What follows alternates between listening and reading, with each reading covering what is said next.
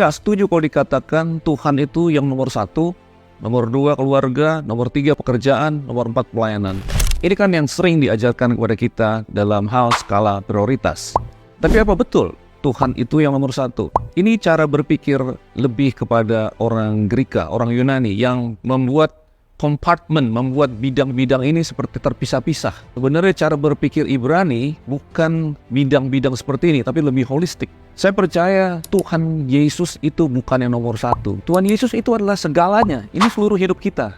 Jadi semua bidang-bidang yang ada dalam hidup kita, itu dia ada di sana, itu punyanya dia. Kita menghidupi hidupnya dia di dalam hidup kita, dan itu mempengaruhi semua bidang-bidang ini, keluarga, pekerjaan, pelayanan. Saya bisa mengerti pada saat kita jadikan ini petunjuk, waktu kita ingin mengambil keputusan, misalnya apakah hari itu kita akan pelayanan, padahal kita meninggalkan pekerjaan. Saya ngerti bahwa anak muda yang lagi semangat untuk pergi KKR atau pelayanan dan sebagainya, sebenarnya tidak etis kalau meninggalkan pekerjaan. Izin bos, hari ini saya mau KKR, pulang lebih awal. Itu menjadi tidak bijak. Jadi salah satu aplikasi daripada petunjuk ini kan sebenarnya kita tidak bisa sukses di poin-poin yang di bawah ini tanpa sukses di poin yang lebih atas. Saya bisa mengerti itu. Tetapi sebenarnya hal yang lebih mendalam atau pemahaman yang lebih menyeluruh dari hal ini adalah bahwa kita melihat ini semua sebagai satu kesatuan. Jadi Tuhanlah yang mengajari kita pada saat kita mengambil keputusan tentang pekerjaan kita, tentang keuangan, tentang kesehatan. Dan saya percaya ini prioritas di bidang-bidang ini itu bisa berputar. Ini kan seperti lingkaran. Ada di waktu tertentu, season tertentu. Misalnya orang baru didiagnosa oleh dokter, dia kena penyakit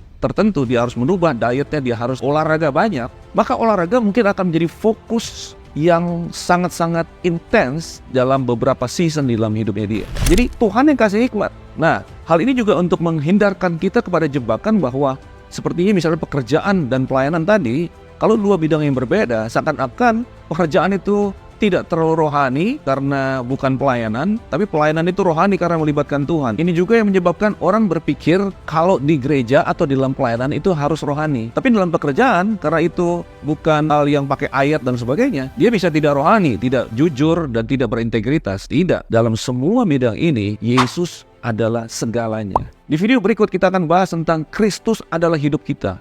Di Kolose 3 ayat yang keempat, Kristus adalah hidup kita. Dia adalah segalanya dalam setiap bidang dalam hidup kita. Jadi bukan Yesus lebih penting dari bidang ini dan bidang itu, bukan. Semua bidang itu adalah bidang-bidang dalam hidup kita yang keseluruhannya adalah Kristus.